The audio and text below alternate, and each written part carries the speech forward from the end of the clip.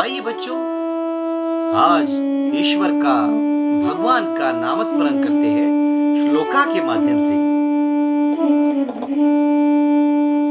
समुद्र वसने देवी, समुद्र वसने देवी, पर्वतस्तन मंडले।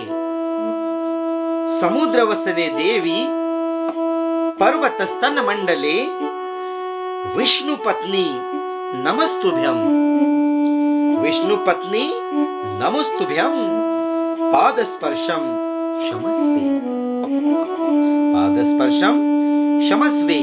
तो आइए बच्चों, शुरुआत करते हैं श्लोका को। समुद्र वसने देवी,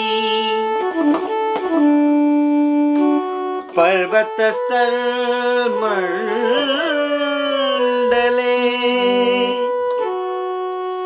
विष्णु पत्नी नमस्तुभ्यं, पादस्पर्शं क्षमस्वे। समुद्र वसने देवी, पर्वतस्थल मंडले,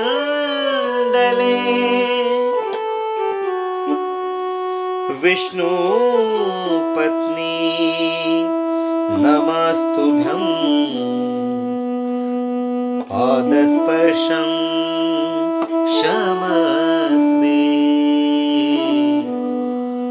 पादस्पर्शं क्षमस्वे।